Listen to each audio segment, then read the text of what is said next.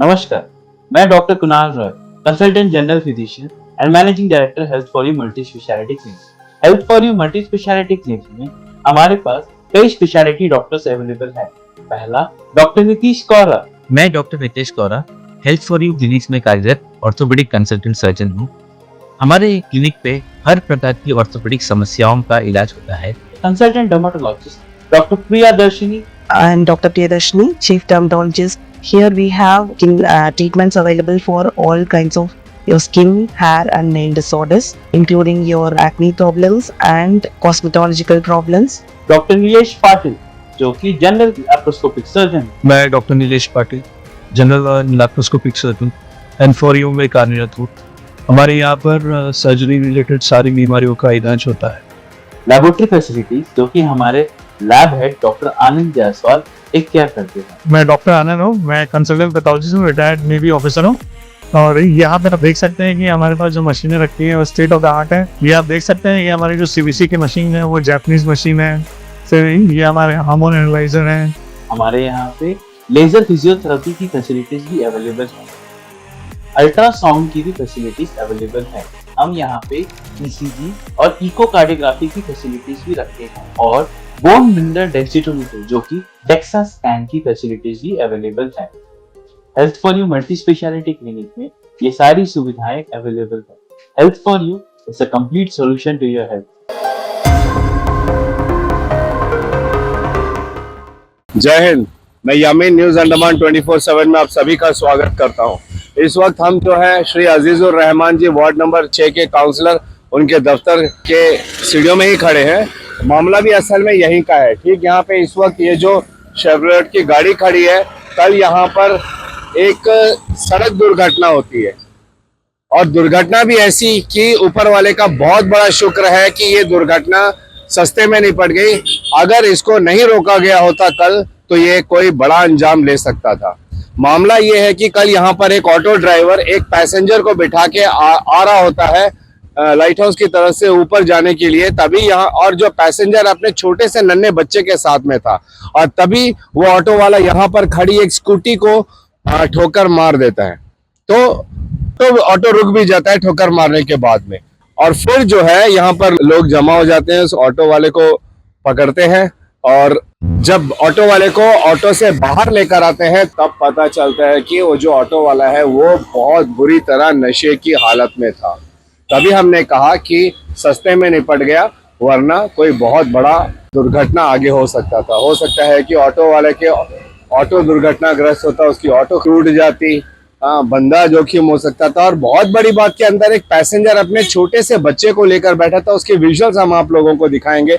उस बच्चे के साथ भी बहुत कुछ अशोभनीय या बुरा हो सकता था, मगर भगवान का बहुत बहुत कृपा है कि ऐसी कुछ नहीं हुई। छोटी सी एक घटना हुई जहां पे उसको 4000 रुपए का जुर्माना भी देना पड़ा और फिर उसकी गाड़ी रिपेयर हो गई। हमारे जो वार्ड काउंसलर है अजीजुर रहमान जी, उन्होंने जो है तुरंत एक जिम्मेदार नागरिक और एक जिम्मेदार पार्षद होने के नाते उन्होंने जो है पुलिस को कॉल किया और पुलिस आई और उसको लेकर चली गई।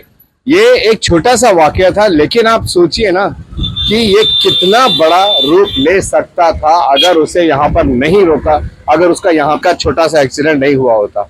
और धन्यवाद करेंगे हम अजीजुर रहमान जी का जो तुरंत एक्शन में आए और सबसे पहले अपनी जिम्मेदारी निभाते हुए जो है पुलिस को इन्फॉर्म करके उसको पुलिस के हवाले किया। मामला 4000 रुपए में निपट गया, चलिए अच्छी बात है। लेकिन सोचिए ना कि अगर ऐसा नहीं हुआ होता और वह ऑटो ड्राइवर जो है आगे चला रहा होता, आगे अगर कुछ बड़ा हादसा होता, एक नन्ही सी बच्ची उसमें बैठी हुई थी, तो आज यहाँ पे एक बहुत बड़ा हंगामा हो गया था अंडमान निकोबार में। हम बार बार इन बातों को, सड़क दुर्घटनाओं को लेकर आप लोगों को हम सचेत करते रहते हैं। और ट्रैफिक डिपार्टमेंट को जो है ऐसे ऑटो ड्राइवर्स के साथ, ऐसे ड्राइवर्स के साथ में बहुत सख्ती से पेश आना चाहिए कि ऐसा कुछ नियम कानून लागू कराना चाहिए जिससे जो है इनके ऊपर इतनी कड़ी एक्शन हो कि आगे चलकर वो भविष्य में ऐसे करने का तो छोड़िए, ऐसे करने का सोचे भी नहीं। तभी जाकर इन चीजों में थोड़ी बदलाव हो सकती है, वरना एक के बाद एक न जाने कितने सड़क दुर्घटनाएं हम सबको देखने सुनने मिलेगा। अभी हम अजीजुर रहमान जी के दफ्तर ही आए थे, वो यहाँ फिलहाल थे नहीं, मगर अभी वो पहुंचे हैं, तो चलिए हम उनसे बात करते हैं, थोड़ी सी अपडेट हम उनसे भी लेते हैं।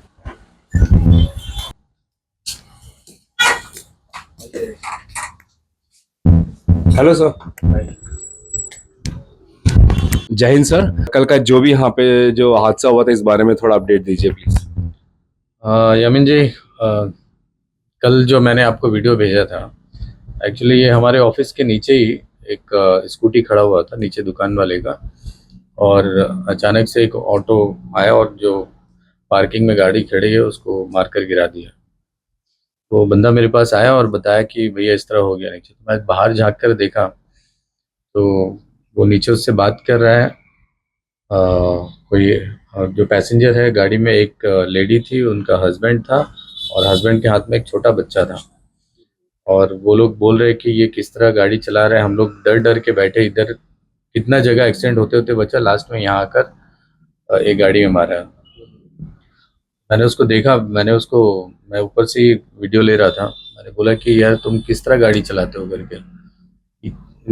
देखे ना आपने वीडियो में, खड़ा होने का भी ताकत नहीं है उस हालत में, यानी कि वो पैसेंजर लेकर जो है गाड़ी चलाता है। आप सोचो कि वो फैमिली जो टूरिस्ट थे वो इतने डरे हुए थे ना कि वो, उनको समझ में नहीं आ रहा था कि उनके साथ क्या हुआ है करके। चलिए, बड़ा हादसा होने से बच गया। तभी मैंने उसको बोला कि आप पुलिस को बुलाओ। मैंने लड़के को बोला तो बोला कि सर वो फ़ोन जा नहीं रहा है 100 में। फिर मैंने एसएचओ साहब को फ़ोन करा अबडीन में, विशाल सर को, तो वो फटाफट अपने स्टाफ को भेजे और इनको लेकर गए यहाँ से। वो ऑटो वाला मुझे बोल रहा है कि वो जानता है मुझे कि नियामत छोड़ दो। बट ये बात छोड़ने की नहीं। अगर मैं उसका गाड़ी का चाबी उस टाइम पे लेकर नहीं रखवाता तो ये वहाँ से निकलता और किसी ना किसी और 2-4 गाड़ी को, कोई भी बड़ा हादसा से जो मैंने उसको बचा लिया है। मैंने पुलिस को इसलिए इन्फॉर्म करा क्योंकि अगर मैं बात करके भी, अगर यहीं पे उनका वो बना कर भी दे देता, समझौता कर लेने से भी, वो बोल भी रहा था जो गाड़ी में लगा मैं बना दूंगा करके, बट वो बनाने की बात नहीं था। मेरा सोच ये था कि ये यहाँ से निकलेगा और किसी ना किसी को ठोकेगा ही ठोकेगा, और खुद भी तो वो हो और खुद भी अपना भी जान खतरे में डालेगा और दूसरों का भी डालेगा। तो एसएचओ सर ने फटाफट स्टाफ भेजा और भेजकर जो है मदद की और इनको थाने लेकर गए। फिर वहाँ पे इनका ड्रंक एंड ड्राइव का चालान भी हुआ और सीज भी हो गया गाड़ी में। Perfect. Thank you sir, thank you so much. जैसे मैंने कहा आप सबसे कि अजीजुर रहमान जी वार्ड नंबर 6 के जो काउंसलर हैं, उन्होंने एक बहुत ही जिम्मेदारी वाला काम किया और हम आप सब से यही अपेक्षा करते हैं कि अगर कभी आप लोगों के सामने ऐसी कोई दुर्घटना होती है, ऐसी कोई परिस्थिति सामने आते हैं, तो आप भी यही करिए। जैसा अभी अजीजुर रहमान जी ने कहा कि उनका जान पहचान होने के बावजूद भी जो है उन्होंने, देखा जाए तो उनको पुलिस के हवाले करके उनकी जान बचाई, उनकी गाड़ी को भी सुरक्षित रखा और जो पैसेंजर्स बैठे थे उनकी जान को भी बचाया है।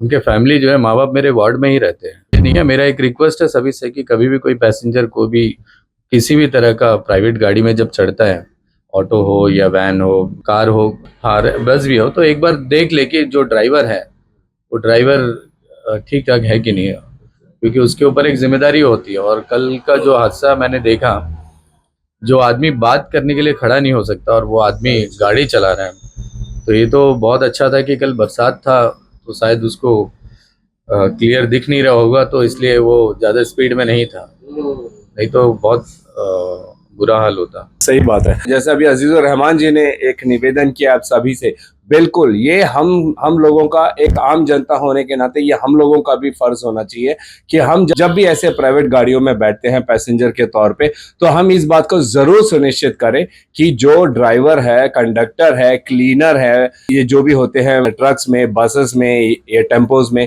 और ऑटो में जो ड्राइवर होते हैं, वे जो है नशे की हालत में नहीं है। देखिए, अक्सर प्राइवेट गाड़ी का जो नंबर होता है वो भी गाड़ी के अंदर और बाहर दोनों लिखा होता है। आप सबसे पहले तो गाड़ी के नंबर को नोट कर लीजिए, और यूजली ये शायद कानून भी है कि खासकर पैसेंजर व्हीकल जो है वो अपना कॉन्टैक्ट नंबर भी लिखे। आप उनका नंबर भी नोट करिए और फिर आप एक जिम्मेदार नागरिक होने के नाते पुलिस स्टेशन में तुरंत कॉल करके आप इसकी जानकारी जो है उनको जरूर दें। और यकीन मानिए और भरोसा रखिए हमारे पुलिस विभाग पर, हमारे ट्रैफिक विभाग पर, कि वे जो है इस पर उचित कार्रवाई ही करेंगे। हमेशा ये बोल के छोड़ देना कि पुलिस वाले कुछ नहीं करते, ये बात गलत है, ये धारणा गलत है। हमने इस धारणे से निकलना है और अपना फर्ज निभाना है, और आप हमें भी इसकी जानकारी दे सकते हैं। हम तुरंत आएंगे, उस जगह की रिपोर्टिंग करेंगे और हमारे प्रशासन के सामने इन बातों को रखेंगे।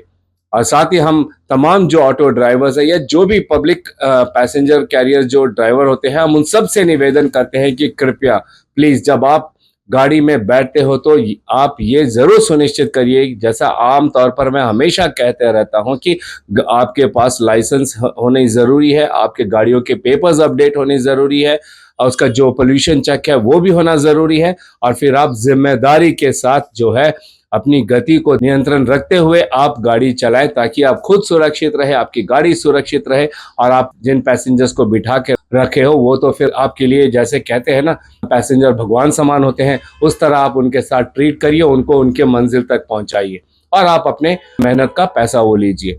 इन बातों का ध्यान रखना बहुत जरूरी है। नशे की हालत में तो आप कतई खुद भी ना चलाएं, किसी पैसेंजर को बिठा के तो बिल्कुल भी ना चलाएं। हम एक बार फिर अजीजुर रहमान जी को बहुत बहुत धन्यवाद देते हैं कि उन्होंने इस छोटी सी जानकारी को हम सबके सामने रखा, ताकि और लोगों को भी इससे नसीहत मिले।